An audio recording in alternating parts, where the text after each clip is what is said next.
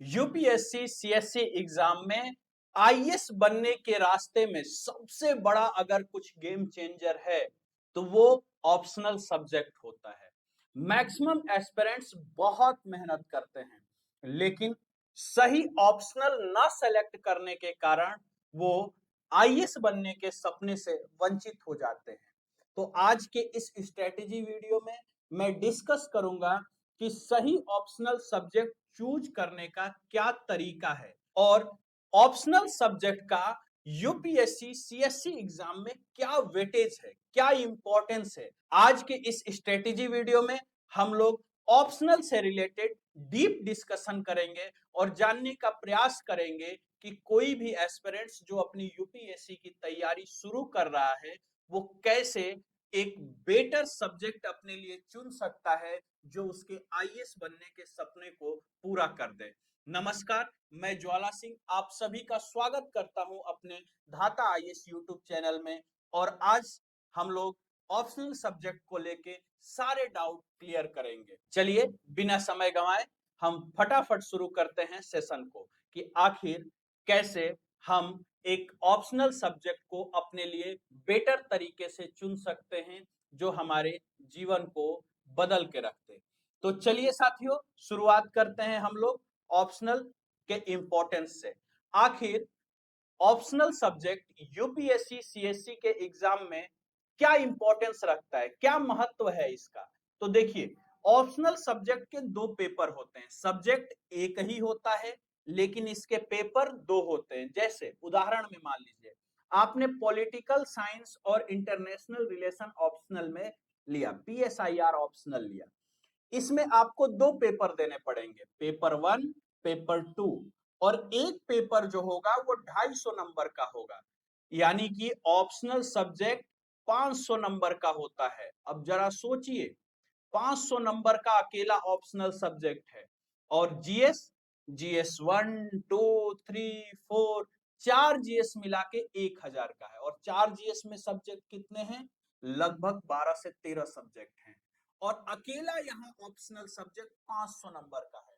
तो इसका वेटेज इसी से आप समझ सकते हैं कि अगर किसी को आईएएस या आईपीएस बनना है तो उसको ऑप्शनल को बहुत मजबूत करना पड़ेगा। यही वो सब्जेक्ट है जो किसी भी विद्यार्थी को ना ही सिर्फ मेंस क्लियर करने में बल्कि रैंक बनाने में मदद करता है।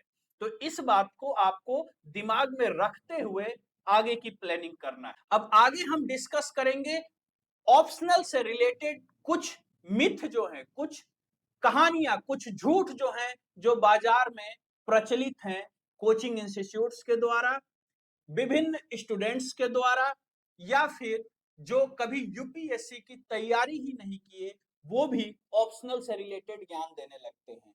तो वो क्या मिथ है जिससे हमें बचना चाहिए? वो सबसे बड़ा यही है कि भाई ये सब्जेक्ट स्कोरिंग है, इसको ले लो। यानी कि आपने भी अक्सर सुना होगा कि कोई एक्स सब्जेक्ट ज्यादा स्कोरिंग है इसलिए इसको चुन लो। नहीं, ये सबसे बड़ी गलती होती है किसी भी एस्पिरेंट्स के लिए कि वो स्कोरिंग सब्जेक्ट देख के अपना ऑप्शनल डिसाइड करे। तो फिर आपका कहना होगा फिर सर हम कैसे डिसाइड करें अपने ऑप्शनल को? चलिए देखते हैं कि हम अपने ऑप्शनल को कैसे डिसाइड कर सकते हैं। सबसे पहला फैक्टर क्या है ऑप्शनल डिसाइड करने में? आपको अपनी रुचि के बारे में पता होना चाहिए, इंटरेस्ट के बारे में पता होना चाहिए कि आपका इंटरेस्ट किस सब्जेक्ट में ज्यादा है। अगर आपको ऐतिहासिक चीजों को जानने में ज्यादा इंटरेस्ट है, आप इतिहास को देख सकते हैं। अगर आपको राजनीति और दुनियादारी के बारे में जानने को ज्यादा इंटरेस्ट है, आप पॉलिटिकल साइंस और इंटरनेशनल रिलेशन देख सकते हैं। अगर आपको भूगोल के बारे में इंटरेस्ट है, भूगोल देख सकते हैं। यानी कि सबसे पहले तो ये देखना चाहिए कि आपका व्यक्तिगत इंटरेस्ट किस सब्जेक्ट में है। सबसे पहला फैक्टर ये होना चाहिए। दूसरा, आपका बैकग्राउंड, यानी कि आपने अगर ग्रेजुएशन किया है और ग्रेजुएशन में मान लीजिए कि आपने हिस्ट्री से या फिर पॉलिटिकल साइंस से आपने ग्रेजुएशन किया है, तो आपको पॉलिटिकल साइंस पे एक बार विचार करना चाहिए। क्यों?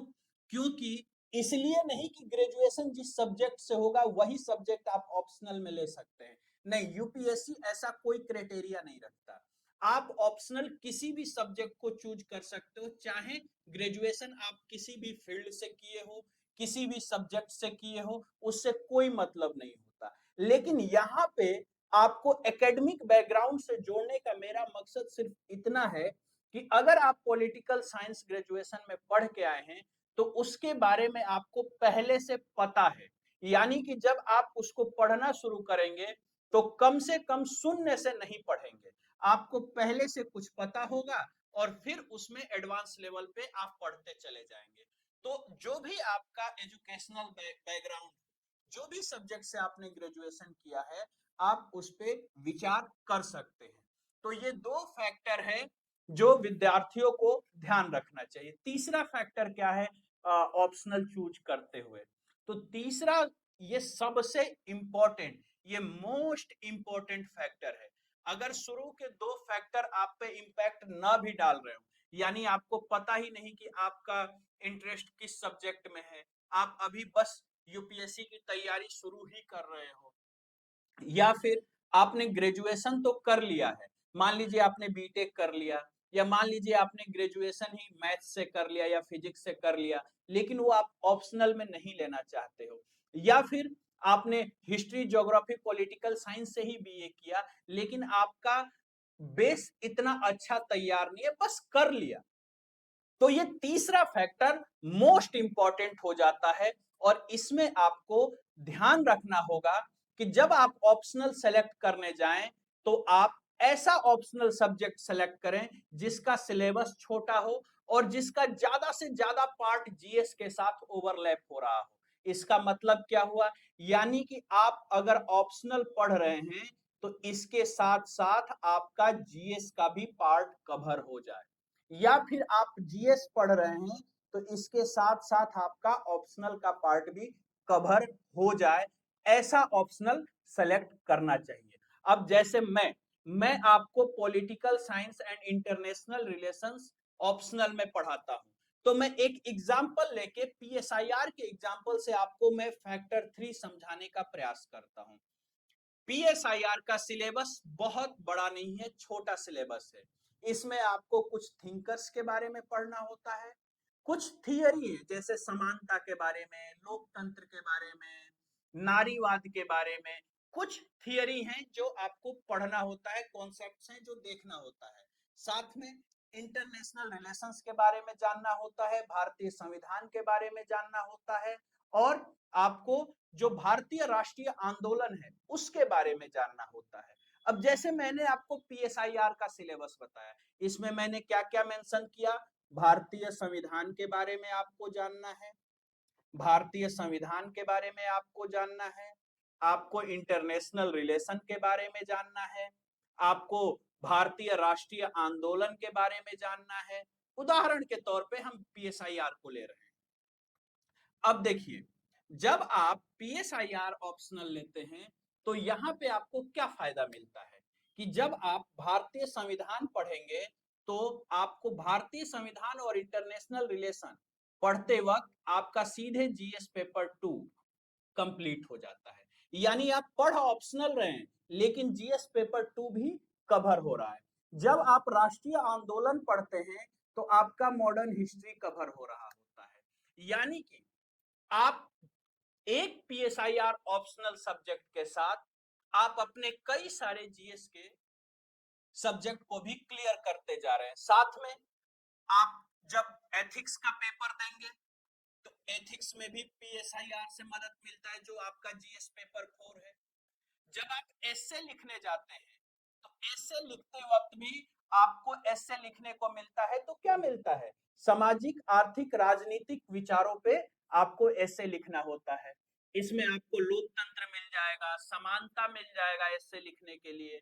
तो या ये भी आपका यहां से भी पीएसआईआर आपको इसमें मदद करता है, यानी कि एक पीएसआईआर सब्जेक्ट आपको जीएस पेपर 1 यानी मॉडर्न हिस्ट्री वाला पार्ट, जीएस पेपर 2 कंप्लीट यानी कि भारतीय संविधान, international relation, social justice, GS paper 4 यानी कि उसमें एथिक्स वाला पार्ट आ जाता है, और फिर ऐसे इन सब में आपको पीएसआईआर ऑप्शनल मदद करता है। तो यही यहाँ पे मैं आपको समझाने का प्रयास कर रहा था।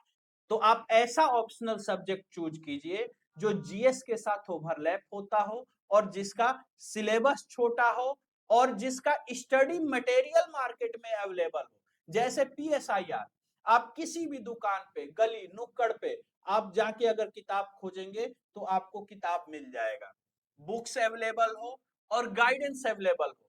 यानी कि कोई भी अगर पीएसआईआर को चूज करता है, या लेट सपोज आप हिस्ट्री ले लीजिए, कोई भी ऐसा सब्जेक्ट ऑप्शनल चूज करने के लिए आपके पास बहुत सारे ऑप्शन है। पीएसआईआर है, ज्योग्राफी है, सोशियोलॉजी है, एंथ्रोपोलॉजी है, हिस्ट्री है। ये कुछ ऐसे सब्जेक्ट हैं जिसमें आपको गाइडेंस भी अवेलेबल है, इसमें आपको रिसोर्सेज भी अवेलेबल हैं, बुक्स भी अवेलेबल हैं, इनके सिलेबस बहुत ज्यादा लंबा भी नहीं है। और ठीक है, सब्जेक्ट टू सब्जेक्ट डिपेंड करता है कि किसका जीएस के साथ ओवरलैपिंग ज्यादा है। जैसे अगर पीएसआईआर की बात करेंगे तो इसका ज्यादा ओवरलैपिंग होगा, ज्योग्राफी की बात करेंगे तो थोड़ा कम होगा। केवल आपको जीएस पेपर 1 में हिस्ट्री, ज्योग्राफी और सोसाइटी जहां पे पूछता है प्रश्नों में, वहां केवल ज्योग्राफी का पार्ट कवर होता है। वो डिपेंड करता है। लेकिन ऐसे आप बेस्ट पीएसआईआर के रूप में ऑप्शनल देख सकते हैं, बेस्ट हिस्ट्री के रूप में आप ऑप्शनल देख सकते हैं, ज्योग्राफी सोशियोलॉजी के रूप में आप ऑप्शनल देख सकते हैं। लेकिन अगर आप हिंदी मीडियम से हैं तो आपका मुझे अनुरोध होगा कि सोशियोलॉजी और एंथ्रोपोलॉजी जैसे सब्जेक्ट से थोड़ा सा आप दूरी बना के रखें, क्योंकि नो डाउट इंग्लिश मीडियम में तो सोशियोलॉजी और एंथ्रोपोलॉजी का अभी तक का अगर ट्रेंड देखा जाए तो बेहतर रहा है। लेकिन हिंदी मीडियम के लिए ये अभी तक रिलायबल साबित नहीं हुआ है, अभी तक हिंदी मीडियम के लिए ये अच्छा साबित नहीं हुआ है। वहीं अगर हम पीएसआईआर की बात करें, ज्योग्राफी की बात करें, हिस्ट्री की बात करें, तो कोई ऐसा साल नहीं होता जो इन सब्जेक्ट से रिजल्ट नहीं आते, चाहे वो इंग्लिश मीडियम हो, चाहे वो हिंदी मीडियम हो। तो ये भी एक फैक्टर है जिसपे हमें थोड़ा सा फोकस करना चाहिए ऑप्शनल सेलेक्ट करते वक्त। चलिए अब आगे हम देखते हैं कि फिर आइडियल स्ट्रेटेजी क्या होनी चाहिए सिलेक्शन के लिए। देखिए, सबसे पहले तो आप ये कीजिए कि आप सिलेबस देखिए, जो भी ऑप्शनल सेलेक्ट करना हो उसका सिलेबस देखिए। सिलेबस देखने के बाद 2-3 टॉपिक उठाइए और उसको पढ़ जाइए, और फिर उसका पीवाईक्यू देखिए और देखिए कि आपका इंटरेस्ट बन रहा है कि नहीं बन रहा है, आपको पीवाईक्यू समझ में आ रहा है कि नहीं आ रहा है।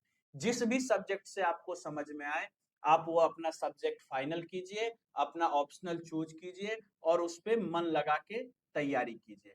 अब कुछ कॉमन गलतियां जो नहीं करनी है, जो मैक्सिमम एस्पिरेंट्स कर देते हैं, वो गलतियां क्या है कि अगर हमारा कोई दोस्त अमुक सब्जेक्ट को फाइनल कर रहा है, मान लीजिए कोई सब्जेक्ट ए है और मेरा कोई दोस्त सब्जेक्ट ए को ऑप्शनल के रूप में फाइनल कर रहा है, तो मैं केवल उसको देख के कि मेरा दोस्त है और सब्जेक्ट ए फाइनल कर रहा है, मैं भी सब्जेक्ट ए को ऑप्शनल में रख लूं, ये मेरी सबसे बड़ी मिस्टेक होगी, गलती होगी। क्यों?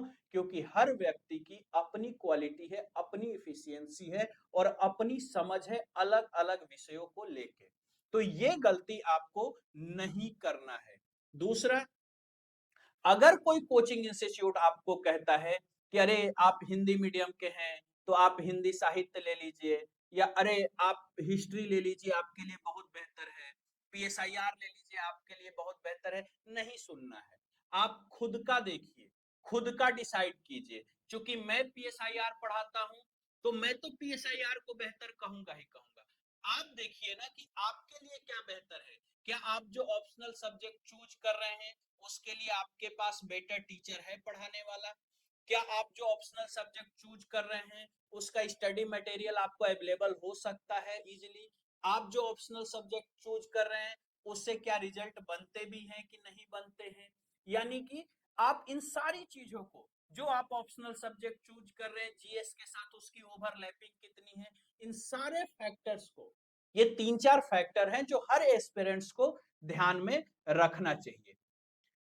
एक और गलती जो किसी को नहीं करना है कि कई बार लोग कहते हैं कि अरे इस सब्जेक्ट को आप ले लीजिए, इसका सिलेबस बहुत छोटा है। जैसे कई बार सोशोलॉजी वगैरह को लेके ये दावे किए जाते हैं कि इसका सिलेबस बहुत छोटा है, इसको ले लीजिए। एक बात ध्यान रखिए, यूपीएससी सीएससी में आप चाहे कोई भी सब्जेक्ट ले रहे हैं, सिलेबस की छोटाई बड़ाई बहुत मायने नहीं रखती, क्योंकि उसकी डेप्थनेस पे काम होता है और हर सब्जेक्ट में लगभग बराबर ही डेप्थनेस पे काम करना होता है, बराबर ही डीप रिसर्च करके पढ़ाई करना होता है, चाहे आप कोई भी सब्जेक्ट लीजिए। तो ऐसा नहीं है कि कोई ऐसा सब्जेक्ट हो जाए जिसका सिलेबस बहुत शॉर्ट हो गया तो आपको पढ़ने की जरूरत ही नहीं पड़ेगी, ऐसा नहीं। तो ये तीनों चीजों को आपको ध्यान नहीं देना है। बाकी आगे आपको क्या करना है, फाइनल एडवाइस जो हमारा होता है आपके लिए, आप देखिए कि आपका इंटरेस्ट किस सब्जेक्ट में है, सिलेबस किसका है आपको समझ में आ रहा है, रिसोर्सेज किसका इजीली अवेलेबल है आपके पास, वही सब्जेक्ट फाइनल कीजिए और अपना यूपीएससी आईएएस के लिए अपना सीट बुक कीजिए। अगर ऑप्शनल का स्ट्रेटेजी आपका सही रहा तो यकीन मानिए सिलेक्शन भी पक्का होगा। आगे इस YouTube चैनल पे मैं आप लोगों के लिए strategy video, PYQ analysis, guidance की वीडियो लेके आता रहता हूं। अगर आपको वीडियो पसंद आए तो आप हमारे इस चैनल को सब्सक्राइब कर लीजिए। आपका कोई दोस्त जो यूपीएससी सीएससी की तैयारी करना चाह रहा हो, उसको इस वीडियो को शेयर कर दीजिए। और अगर आपको वीडियो में कुछ और चाहिए, यानी किसी और टॉपिक पे आप चाहते हैं कि मैं क्लास रिकॉर्ड करूं, तो आप कमेंट में भी हमें बता सकते हैं। कमेंट बॉक्स में भी मैं आप लोगों से जुड़ा रहता हूं और मैं आगे उस टॉपिक पे वीडियो लेके आऊंगा। इस क्लास का अगर इस पीडीएफ को अगर आप डाउनलोड करना चाहते हैं तो गूगल प्ले स्टोर से धाता आईएएस एप्लीकेशन को डाउनलोड कर लीजिए। फ्री कंटेंट मटेरियल में जाके यूट्यूब सेक्शन पे जाइए और पीडीएफ को फ्री डाउनलोड कर लीजिए। Thank you very much.